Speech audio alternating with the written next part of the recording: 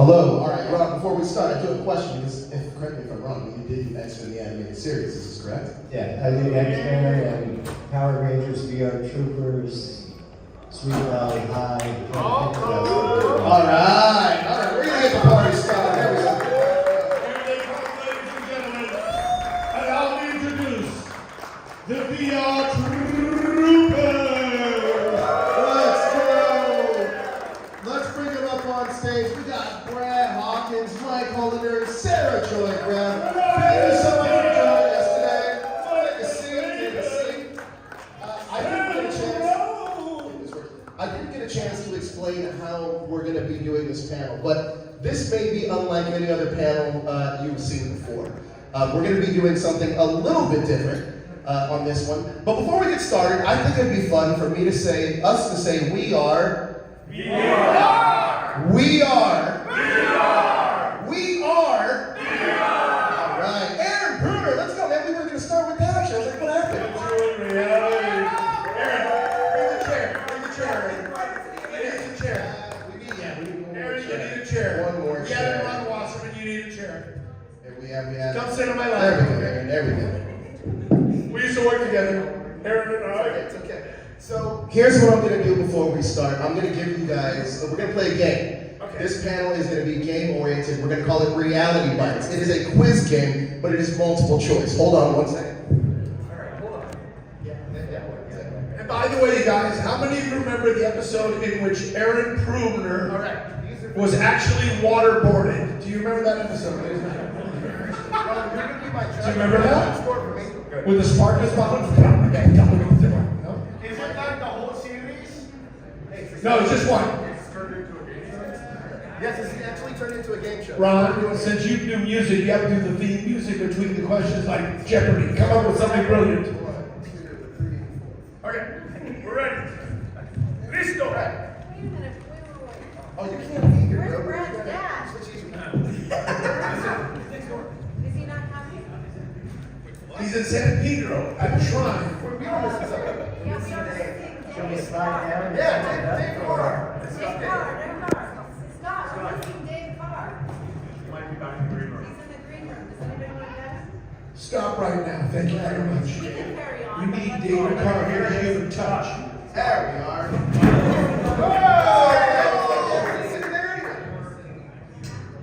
Come on up here. Come on, David. Bring her up.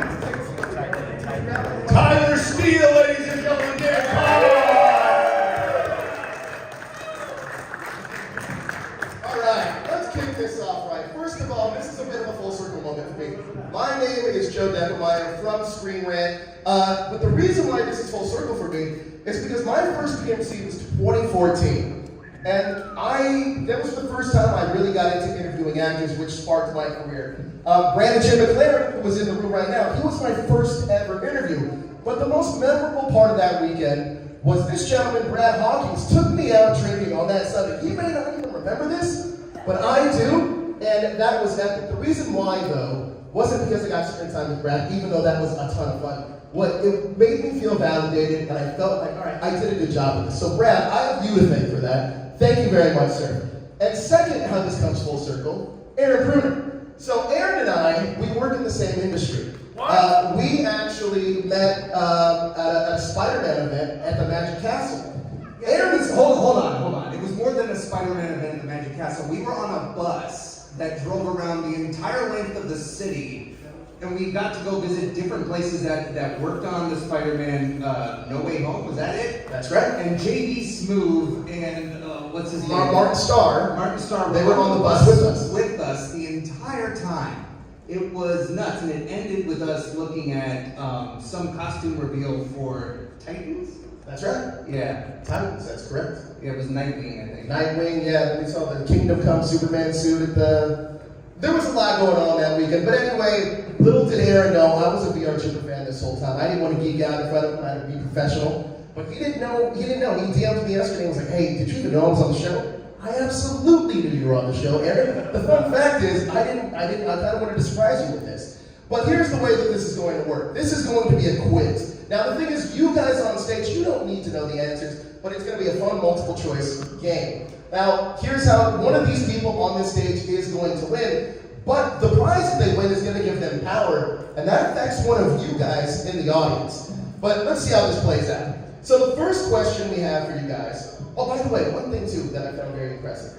This show was 92 episodes in 2 seasons. Now to put that in modern era speaking, that's about 8 to 9 seasons of a TV show currently. They shot that in 2 seasons, y'all. That's a lot of work. So this is the reason why we're here, VR Troopers. Again, let's hear it for everybody on the stage. They're incredible.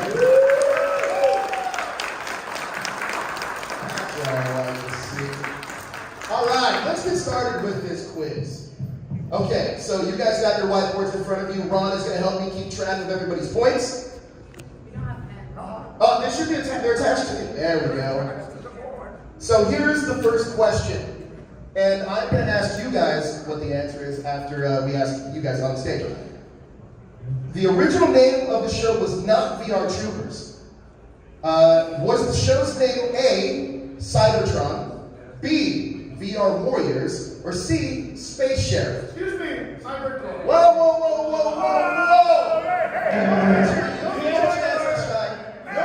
However, the audience can't help you guys out. So let me know when you guys are locked in with your answers. Everybody seems to be locked in. Wait a second, Okay. because this is true. Oh, it's mine. Right? You Wow, know. he's going way better. Ron will back me up. Get ready. All right. So first of all, audience, was the answer? What was the answer? Shout out. Cybertron! They got it right. Let's see what your answers are. Ron. This is the truth. I will make the promo for you. Let's hear the When premise. this first came out, they had this footage of Grimlord, and they did this as a promo for it, and it was part metal, part head, metalhead. So the reason a lot of these questions are going to come up with follow-up questions that tie into the theme of each question. So the question I had for you guys is that you guys didn't know what you were auditioning for. Was it called Cybertron? Was it called VR Troopers? Walk me through your audition process. Let's start with you, Brad. Let's see. What's it called? Cybertron. Cybertron was what Jason David Frank made the pilot for.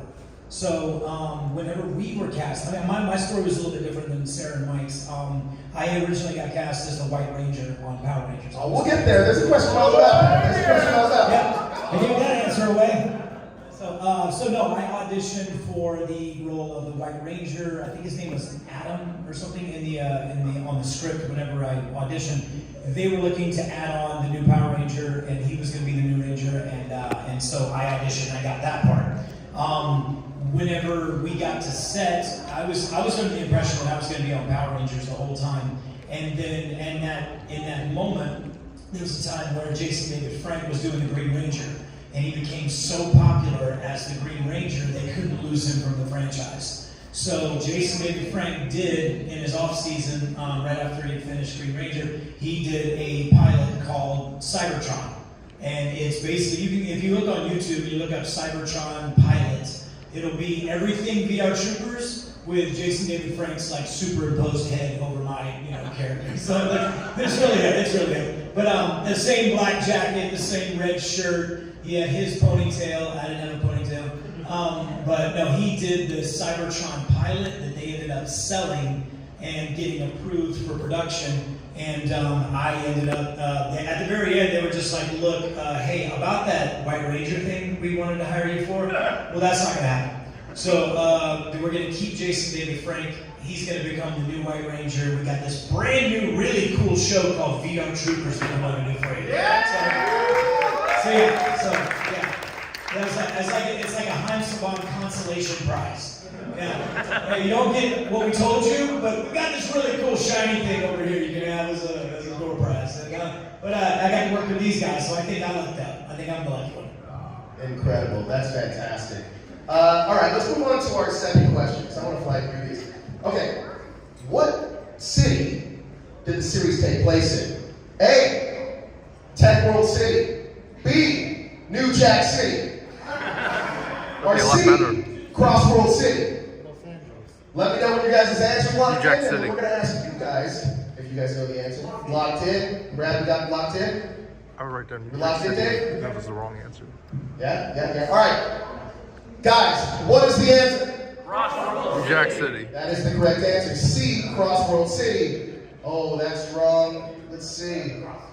Okay, so most of all of you guys got it right, except here, Michael. Michael missed that one, so you guys are all even right now. Now, it is Crossworld City. You got it Cross wrong. with anyone. Go your room. It was Happy City. So the reason I asked this question is because that was the location of the show. We'll get there. We got that coming. Dave, for you got to shoot a lot of the stuff at the Harbor City Angels Bell in Harbor City, your intro stuff, the karate stuff. Talk to me about shooting at that location, and then I also want to follow that up with you guys shooting up in, where'd you guys shoot? You guys shot up in Santa Clarita. So that was pretty close to where the Power Rangers was shooting. Did you guys ever see them when you guys were on downtime or when they were on downtime? So we'll start with you in the Harbor City, Dave.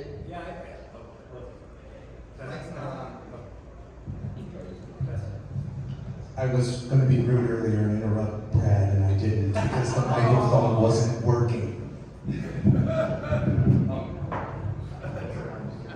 I know your mom gave you a $100. I'm gonna sit on Aaron's lap here. But I felt a little left out because we, on second unit, used to shoot, I would say, 2 or 3 times a week in San Pedro, the beautiful San Pedro Bell Shrine.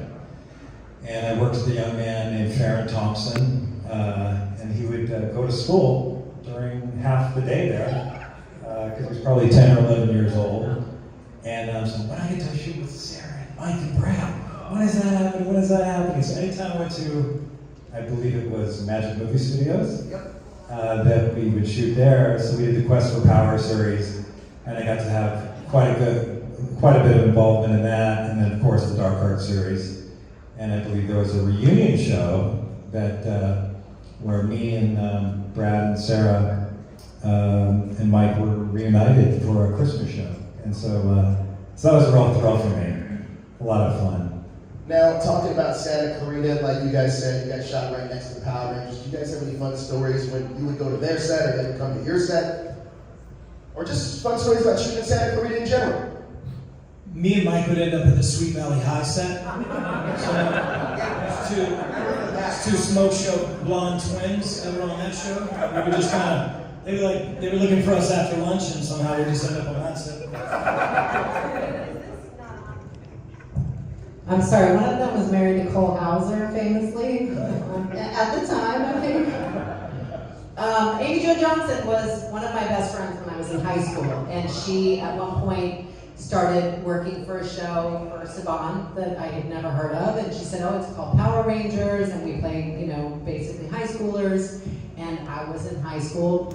She and our other best friend, Gwen, and myself were all actresses that did a showcase together. So we were in an acting class together. That's how I met Amy Jo. And one day Amy Jo said, hey, would you and Gwen, it's Gwen Sanford, by the way, she does all the music for Orange is the New Black and Weeds. And so she said, hey, would you and Gwen like to come down to the Culver City Studios, which is where they shot Power Rangers at the time.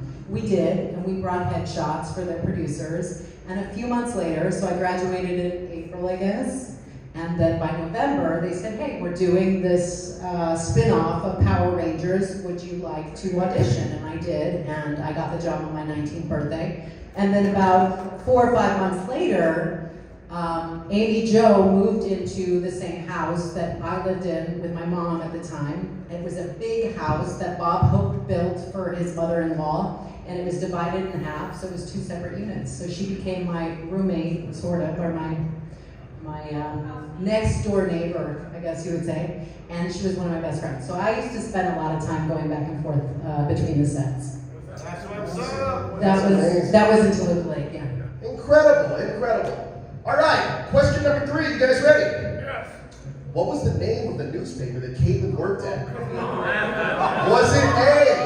Was it A, the Underground Voice Daily, B, Crossworld City News, or C, the Daily Gazette?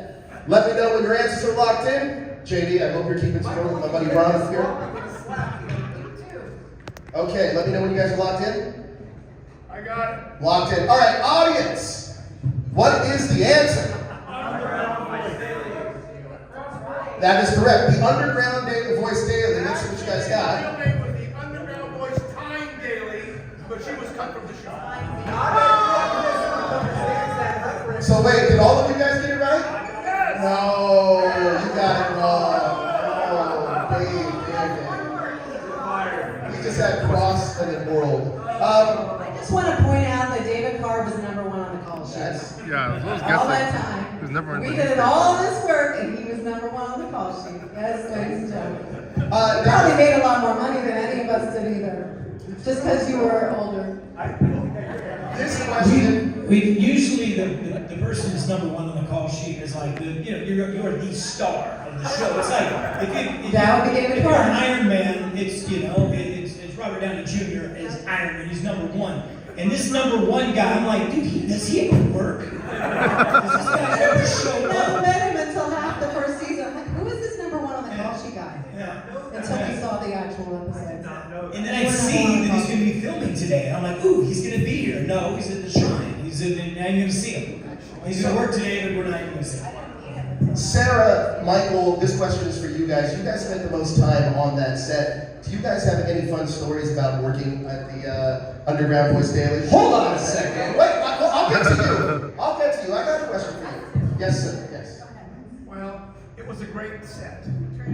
It was beautiful. It was a great set. Okay, what are you trying to this one? It was a great set. Working with Sarah Brown was the best thing in the world. Michael Bacon, he's a little uppity towards me. I gotta be honest. He kept asking me if my beard was nose hair gone bad. I thought I was getting a little rude. But you know what?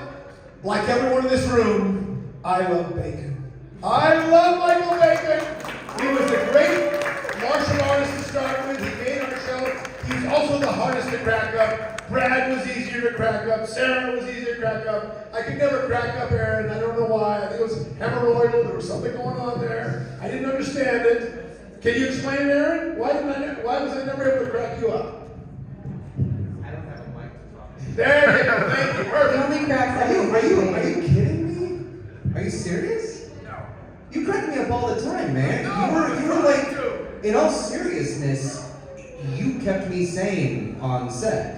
You were like the guy I looked up to, and you brought out a confidence in the comedy that we did. And so, you You guys know. were very silly and cute. So try now to joke at me with me being the butt of your joke. Well, a lot of people, David Carr doesn't know that he actually had a spin-off. It was called Carlos and Carson. It was a flop. It was a flop. It's like Hello Larry. It didn't go. But he was there, and he was doing a great job all the time with that little young guy. And Brad Hawkins. What can I say about Brad Hawkins? So also the set, our first year, we didn't have air conditioning. We were in a hangar, like an airplane hangar, and it was not insulated. So not only did we have to pause when we were in the Underground Voice Daily, every time any kind of helicopter or plane went overhead, we had to stop or we had to reshoot, but it was 120 degrees on the set where they actually did the filming. So outrageous. Yeah, it was holy hell. There you go. I can just It see was- that. It was Go rough. ahead. Go ahead. So if I ever look like if you see us and we're just saying it's real. I can just see him up It's in really the hot. corporate, up in the big offices. Hey, hi. Do we give them air or not? No, not until we got the number one. There's no budget spot. for air. There's no budget for air for the But air. wait a minute, that show, the budget was $750,000 an episode. Wow. So if you put sort of that together and realize we didn't have air conditioning, and they spent almost $60 million I in 2 think years on their Rachel budget. probably knows the actual budget of the show. No, it's in the Variety, by the way. It's in Variety. It says $750,000 an episode. And I think, I don't know. Probably closer to I 36. made $45,000 in my first year. So do the math. It went somewhere, but that's good. Well, Hyman and Shuki's fee was $300,000 each per episode, so that's why. That makes There we go. Aaron, talk to me about your experience working on that set. And what's interesting too is that you worked at a news station and now you're a journalist. So if you had to give advice to Percy, what would that advice look like? I just want to go on the record and say this is why I was excited that you were going to be moderating. Okay, so from what I remember, now I was in a very heavy outfit a lot. The blazer was starched and very heavy. The shirt I wore, I think they cleaned once a week. And the sweating I did in that set. And Sarah's absolutely right. I fell down a lot in that set. I tripped a lot. I remember falling downstairs, being attacked by a Xerox machine. As Michael loves to point out, every time we do this, I was waterboarded. He was. Like 4 different times. He was waterboarding. He was waterboarding. The scene he's talking about is I pick up a Sparkletts bottle full of water and then lose my balance, fall back on the table, and it then pours out onto my face. And I remember when they're like, cut, okay, let's go again. And I was like, am I supposed to look dry? This is ridiculous. And they said, could you swallow more water? And he did. That's true, yes. Advice I would give. You want me to give advice to Percy? Yeah, what is Aaron, as the pro journalist for CNET, telling Percy for his journalistic career? Shut up. All right, fair answer. Fair answer. Fair answer, I love it. Get out of your own way. That's why he's always looking up to me. He was prone. Every shot he was prone. All right, the next question I have for you guys is, what was the dog's name? A, Zeb, B, Jeb, or C, Rex? Pretty hard question. Let me know what you guys, I think these are progressively going to get harder though, Sarah. I think so. Okay. We're ready. All right, reveal your answers when you are ready. No. nickname was Jen. Show him, Sarah. Stinky farts is the answer. That was a good one. Birthday, stinky farts. Birthday was stinky farts. Most of you guys, or all of you guys, got that right. Do we have any fun stories about Zeb the dog, who was actually played by, or Zeb was played by?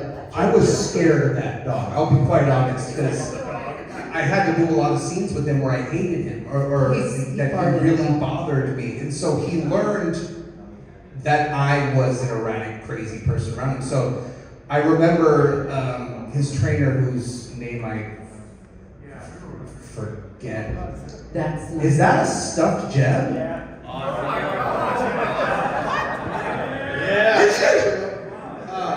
Thank you. I pulled out a Percy's piece. I had to do a lot of work to get the dog to trust me as like just an action, as Aaron, because every time I was on set with him, I was either yelling at him or tripping over him or running away from him. So that was an exercise in patience. The dog was fed cheese and peanut butter. I don't know if that was illegal, but it was a non-union show. And that's why he farted all the time. So I loved Phil O'Dowd's dog. I loved him. And then when he passed on, or when he retired, we had one of his babies that came on as, the dog's name was Zeb. So he was a sweetheart, but he was very old, and he did a lot of farting, and that's how he would talk, was giving him cheese and peanut butter. The poor dog was fed like little rawhide, like little pieces of leather. That was what made him, and like you would give him a little slip, a little thing of leather. It was like a rawhide, and then they do the voiceover and all that stuff.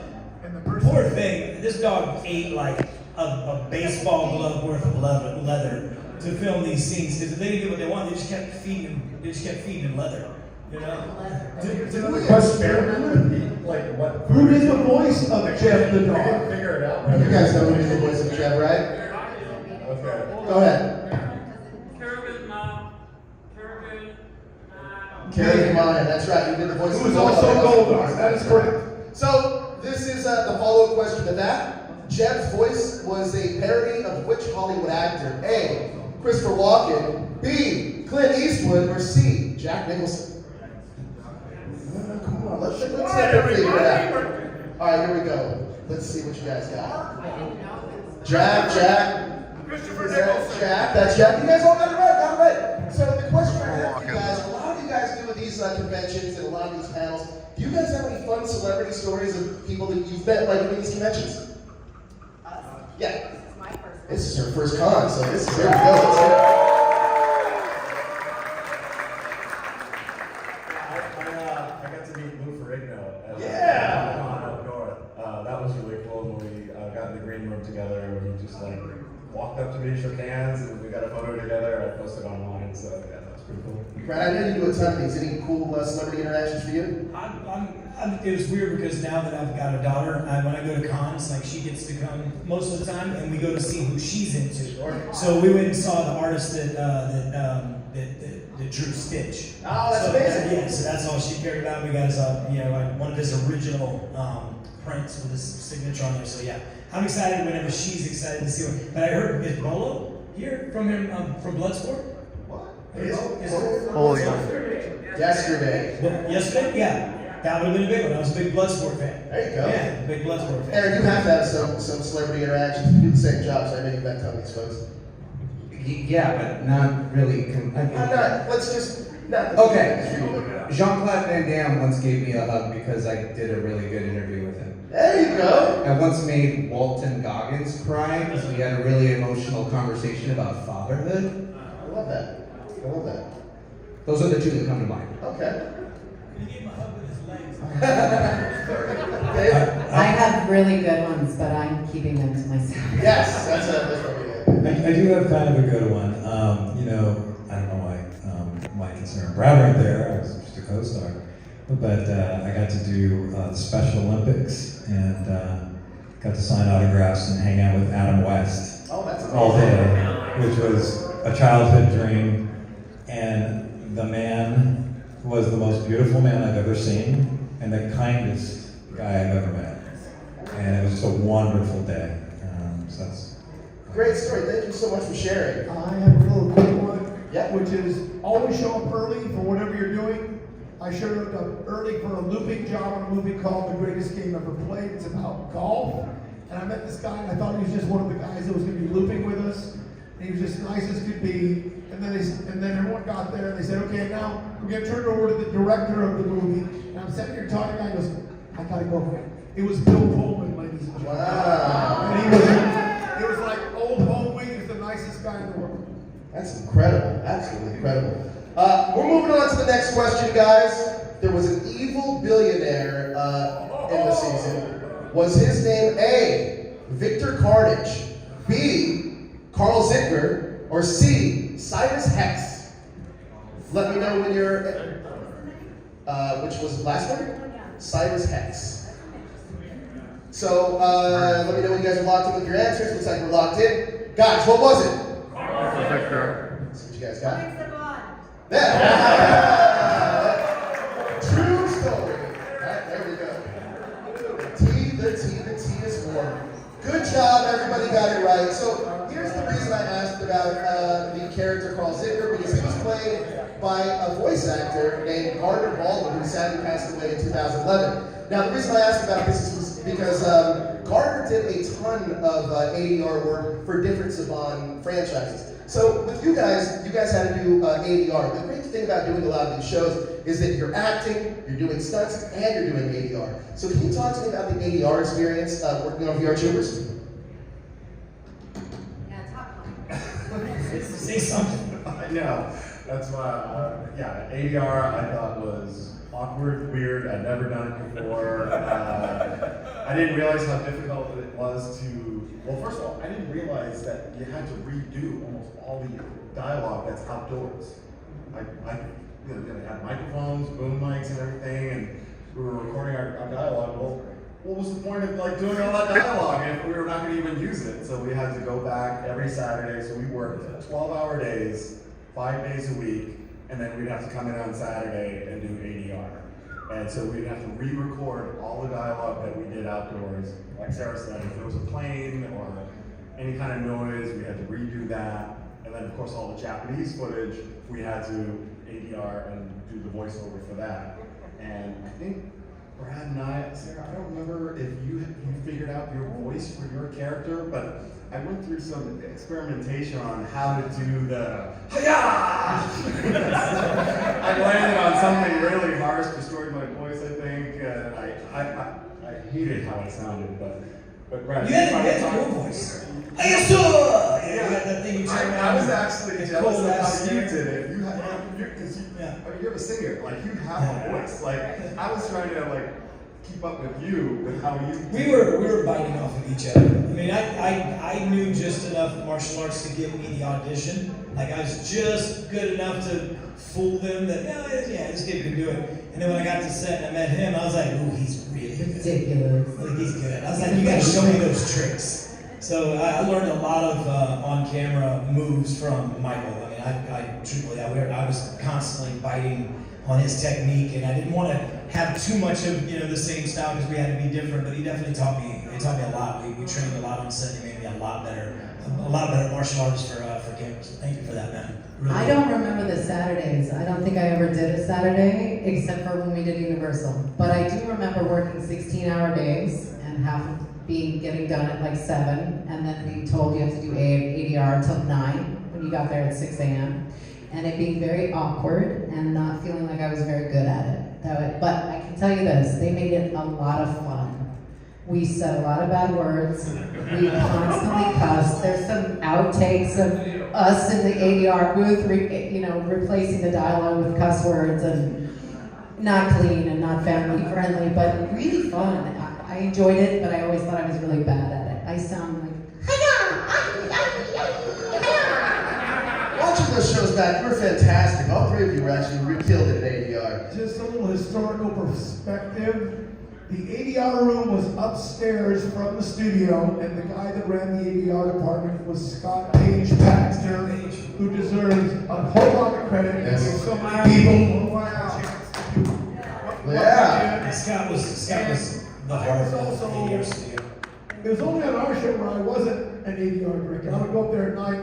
Wendy Lee and I would switch off, and I would direct the original Power Rangers. Then I did Masked Rider. I did Big Bad Beetleborgs. All those were directed upstairs in the same room, and it was a huge amount of work. It was literally 40% of our production, I think. And you guys were all great at your weapon call-outs became fantastic. Absolutely. Again, 92 episodes in 2 years is quite a task. It was unreal. 4 episodes every 11 days. Jeez, that is a workload and a half. This one, I'm assuming that you will all get right, but it'll hopefully leave a fun story. We've already talked about this a little bit. Which former Power Ranger star was in the pilot called Cybertron? Was that A, Austin St. John, B, Johnny Young Bosch, or C, Jason David Frank? Can you repeat the question? Sure. Which former Power Ranger star starred in the pilot called Cybertron? A, Austin St. John, B, Johnny Young Bosch, or C, Jason David Frank? You guys are locked in. Sarah's still going. All right, let's see what your answers are. It wasn't just one of them. Yes, JDF is the correct answer. The reason I asked this is because, Sarah, you appeared on Power Rangers Zeo as Heather. So the question I have for you is, how did that come about? Was that role kind of pitched as maybe a larger role later on down the line? And was there ever a possibility of that person becoming a Ranger later on down the line? There wasn't actually. I was going to do a film for Saban. I thought it was for Saban up in Canada shortly after that. And so it was never planned. And they already had 2 fabulous actresses that were regulars. And Jason had his pick of any girl that he could possibly want. I don't really know why they wanted me to do the crossover, but I was really happy to do it. I love Jason. He got me into snowboarding, and I had a blast. And I was excited to do Power Rangers. I was just disappointed that Amy Jo Johnson wasn't on the show anymore by the time I did it, because she and I had been friends. But yeah, no, it was just a 3-parter. It was never going to be anything else. Michael, in competitions, do you have any fun stories about seeing JDF before you made it into VR Troopers? No, I actually never saw him in competition, but Or the same on service, set we would like get together and just like, I don't know, like show off each other's kicks, like, oh, can you do this, or can you do this kick? And Jason was slightly more advanced than me at the time. Like he showed me a couple of kicks that I'd never tried before, so I was like, all right, I'm gonna try that one. And so I actually didn't start doing that kind of like cinematic style of martial arts. I was doing more traditional stuff up until VR Troopers. It wasn't until I met JDF and then Mitch, the stunt guy from the show, we all started training at LA Valley College. So we started incorporating gymnastics and stunts, and that's when I started really pushing my martial arts after the show. So I was actually disappointed at looking at my martial arts in the show. I'm like, oh my God, so much better than that. I look terrible on this show. No, you look fantastic. fantastic. Compliment, but I was embarrassed about how low my skills were. Michael was great, right, on the show, right? Let's hear it. I've been watching the show on Hulu, and Mike, you're outrageous. Both of you guys together sparring. I'm just standing there going, like, I'm a dancer, clearly not a martial artist. But Mitch was my boyfriend, so he not only trained me, but beat my butt several times accidentally. I forget to duck and get the backhand in the face. He was really very talented with the martial arts. Mitch was very talented. I remember that. I have an extensive martial arts background, black belt Won Do and brown belt Valley Tudo. And we were coming on the show, and I knew martial arts better than acting. And when I saw this guy on screen, who is this guy? Mike Bacon? Who is he? He put everybody to shame. His technique, his forms, his kicks, beautiful, just amazing. And then I had heard that Brad had very little experience, and the man looked twice as good as me on film. I can just tell you that. His martial arts is much better. Since we're all praising Michael Bacon, I just want to say I have no experience in martial arts. My daughter has more experience than I do. But I do remember I went to Michael to have him teach me some moves that I did very poorly. But yeah, you were training me in between scenes. And I want to thank you for taking the time to put up with me. I love that. Couple things here. I don't remember that, Aaron, but I remember. That's fair. I remember I enjoyed hanging out with you on the show. I think you were really cool.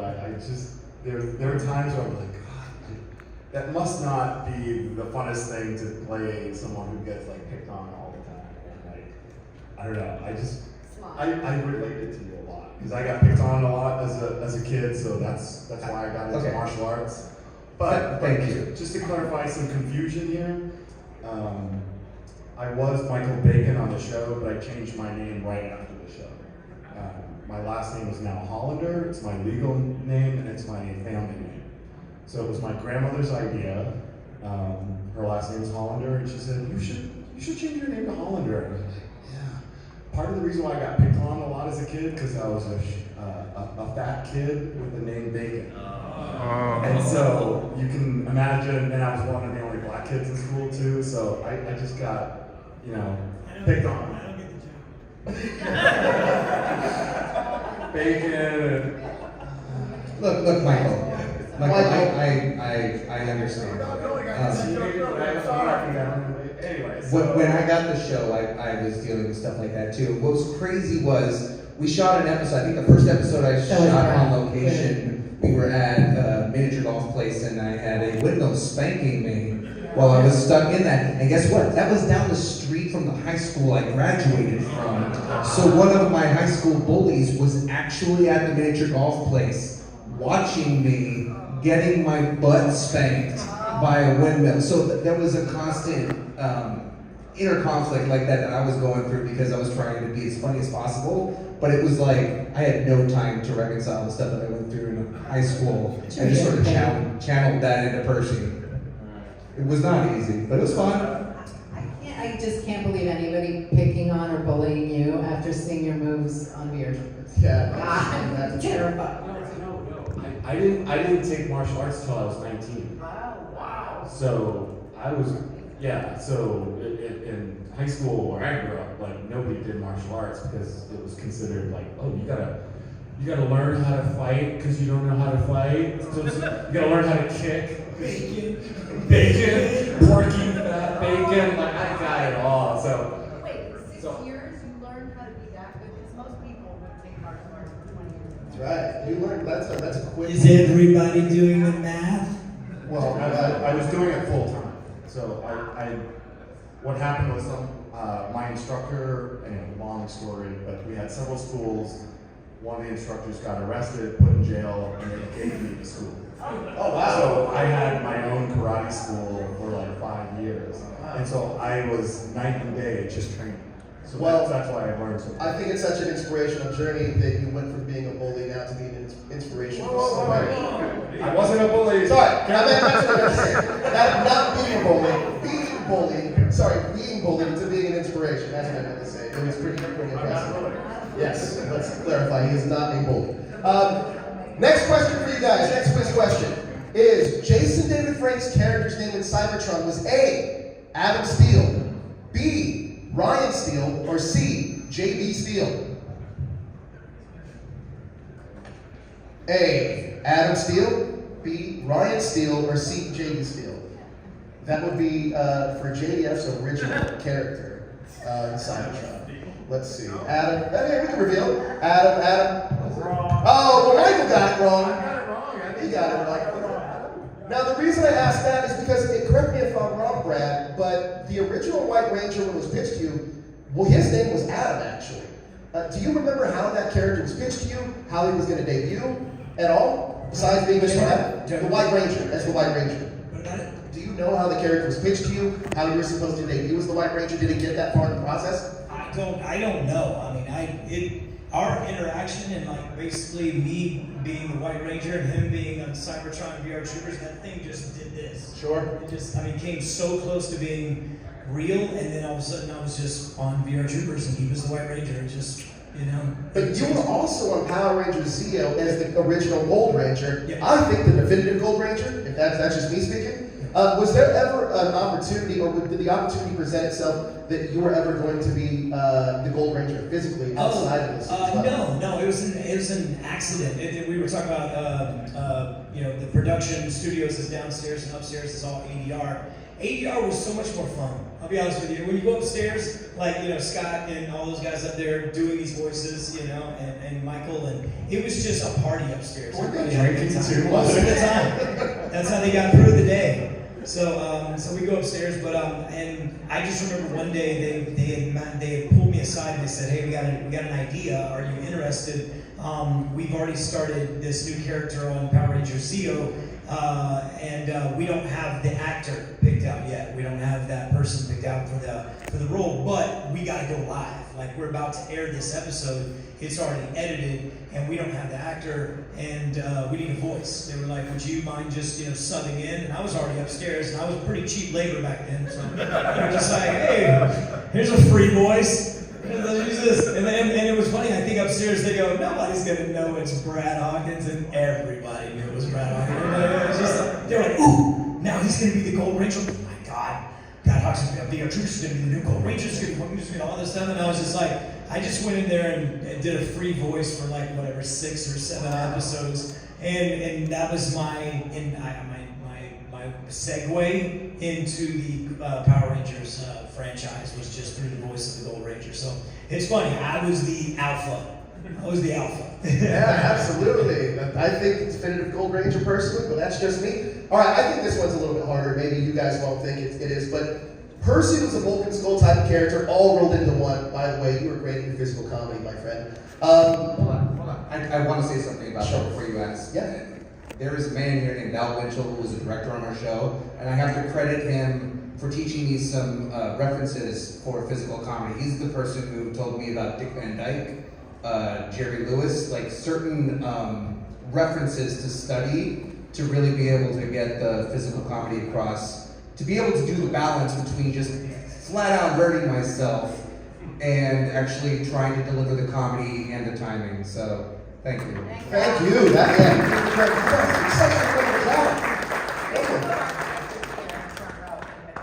Yes, absolutely. The director's here in the front row. We got a full VR Trooper 2 directors out here. So the question I have for you guys is, originally, Percy wasn't who he ended up being in VR Troopers. There were 2 characters named Elmo and Scuzzy when JDF was doing the show. Which famous Scream actor played Elmo in Cybertron? Is that A, Matthew Lillard, B, Jamie Kennedy, or C, Skeet Ulrich? Let's see. It's guess. okay. A, we have an A, we have an I don't know, we have an A, we have Jamie. Jamie Kennedy is the correct answer. Jamie Kennedy is the correct answer, yes. So Jamie Kennedy was in Scream. If you know Scream, he played Randy. Randy was the one that knew all about the films. He had the Jamie Kennedy experience, Malibu's Most Wanted. He ended up having a pretty decent career, but yes, he was originally in Cybertron with Jason David Frank as one of them. See? They couldn't afford him in the end? They could not afford him in the end. That was makes sense. That tracks with Savant, right? You did segue. But the question I had for you, man, you talked a little bit about the physical comedy. Talk to me about getting into the role of Percy, and also you got a fun photo at your table that you said that you're in this kind of superhero outfit, but it never aired. Do you have a story about that photo that's at your table? Yes. What was the first part of your question? Developing the character. Building. There was no development to the character. When I came in, I auditioned for a role named Bradley Rooney, and they changed the name of the character. I actually remember, Alan, you told me you fought for me to be cast, so also thank you. I had no experience on camera. I was just trying to come in and be as crazy as they wanted me to be. It was only, I think, the first time I was given any real meat to chew on was the Defending Darkheart 4-episode thing, because they actually included me in not just the beginning and the end as like the funny bookends, but I got to be stuck in a dungeon. And get kissed. And I had my first kiss ever. His first kiss by ever. Sarah Brown. And that is going to be a nice segue to answer your next question. I just watched that episode. So the Defending Darkheart series, I am out in the wilderness trying to, I don't know what, and I'm following them around. They're like, biking and rock climbing. I'm like, I can do that, and I can't do that. But I ended up getting sucked into a dungeon, a Grimlord's dungeon. I get stuck in there with JB and Caitlin, and I'm flipping out, and they're kind of freaking out because they can't transform because I'll see. So that's what led to the kiss and led to me passing out, and them transforming and getting me out of there. I believe it was the next episode or the episode after that. I'm back in the newspaper office telling the story about how I rescued JB and Caitlin from the dungeon as Super Percy. And there's a whole scene that got cut out of me dressed in a Superman outfit. I remember the cod piece. I could not take a break to go use the bathroom. There was a big letter P on my chest, and I did not get to wear the glasses. Like it was a lot of fun, and it ended with me grabbing Caitlin and dipping her and kissing her. They never aired that scene, but for some reason I have a picture from the scene, and that's the story. And you can get that picture at Aaron's table later on today. You can. It's really want that autograph. All right, next question I have for you guys. This one should be pretty easy. Is what were the henchmen for Grimlord called? A, Scubs, B, Lugs, or C, Cogs? I'm sorry, what was C? Cogs. With the G. Let's keep it fairly friendly here. Let's see. Most of you guys are gonna get this right. Yes, we got Scubs. Whatever, spelling words. All right, so the reason I asked this question is because we had so many great stunt performers working on VR Troopers, as you gentlemen know this. Any fun stories about working with the stunt performers on VR Troopers? I almost killed one. Almost killed you? I almost killed one in the first scene. So he was, like I said, he was the martial artist. I was trying to be the martial artist. So I learned this really cool jump spinning hook kick that I was like so excited about because I could get really high off the ground, and it was a very JDF move too, because he had that like triple, jump spinning crescent kick that he could do, and I couldn't do that one. But I had a really cool jump spinning hook kick. And the thing was, we worked out with all these guys, Mitch and Billy Wong, and Billy was this Asian stunt double, but he was blind in one eye. So basically a one-eye stunt double. And which probably poses problems. Here comes the rest of the story. So the move was, we're in the forest. It's our first fight scene, right? And then everything, and we go fight our stunt double. I'm fighting Billy. Well, we had worked, the choreography was all set, and the move was, I do a sweep, and he jumps. And immediately I go to my perfectly, this move that Brad Hawkins jump spin hook kick that I can't wait to debut. And it's my first fight scene. So I do the sweep, and he jumps. And then I go up and I spin and I'm coming around and I look over my shoulder and I'm about to throw this kick, and his move is to duck. He didn't duck.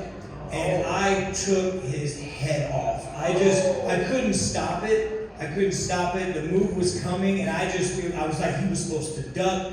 The Scug helmet went flying off. I kicked him in his blind eye. And I'm just, oh yeah, that's my first fight season of the entire series. And I'm like, I just killed my stunt guy on set. He got up, he goes, I'm good. It's my fault. I was supposed to duck. And I felt terrible from that point on. But Billy was a champ. He's such an amazing stunt double. He's tough as nails. And anybody that's willing to put on that helmet and only have line of sight half out that, it's hard enough to see out that helmet anyway, but the fact that you couldn't see out the rest of it. It wouldn't have happened if you didn't have the helmet on. Those guys could, if you saw the eye slits for them, they're really small. And Mitch, also, I ended up kicking him. I thought I just nicked the helmet. When he took his helmet off, his mouth was just all bloody. So, but by the way, Brad, Billy is coming today, and they reattached his head. So, just be on the lookout. So, like, I'll just point this out. I'm just gonna spread some gossip here. The worst part of the show, Brad will back me up on this, was dealing with the stunt coordinator. That was brutal. This guy, just sorry to trash on someone. I'm gonna be a bully right now, but man, we disagreed on what the fight choreography was constantly. It was the hardest part of our job. But we love the assistant. Okay. So for me, before we all auditioned, I was working out at a gym in Glendale because I was like trying to get in shape, right? And this guy walks in, and my eyes are like this. Who's that? I'm jogging on the treadmill, and he's like, please talk to me, please talk. And I'm on the treadmill, it's very awkward. Of course, he doesn't talk to me because I'm running on the treadmill. And I leave, and 3 months later, I'm in Crossworld City, essentially, and we're introduced to the main stunt coordinator, who none of us ended up really getting along super well with, and then the assistant stunt coordinator walks in, and it's the guy from the gym. And I'm like, wait a minute, what is happening? So very long story short, he ended up being my boyfriend for the entire series, and he was Ryan Steele in costume. So that's who's doing all those crazy kicks when it's actually American footage filming it. That's Mitch Gould. We all loved his choreography, and we're gonna see him tonight. Oh, Mitch, good-looking guy. I remember. Oh, man. He's in a lot of fight scenes too without the helmet. Like the first dojo scene where there's actually a sparring going on with Brad and Billy and Mitch both. Yeah. Opening fight scene in the dojo. Because they were, like, Mitch is a 6-degree black belt, so whenever they would need somebody to do a spar, they would bring in the assistant stunt coordinator. Are we wrapping up? Is that... We are going to wrap, but where are we at with points? I butt kicked a lot. Let me just put it out. Aaron, you won. You have the most points. So here's what you win. You win power. Let me ask you. Wait. That's right. Hold on. So does anybody here, this is what you win. I am personally going to pay for every single one of their autographs on this table. You get to pick out who is going to get those autographs.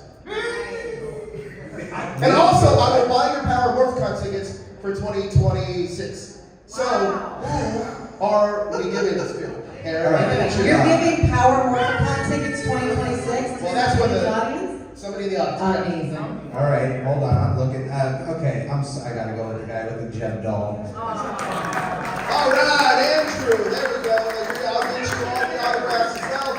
And here's the thing. I know that all of you guys have questions for them. Unfortunately, I didn't take fan questions, but the reason I did that is because I want you guys to have your own interaction with them and make your own memories. Go up to their table, meet them, and ask the questions that you have for them later on today. But thank you guys. Thank you guys so much for joining us today. You guys have been phenomenal. Thank you.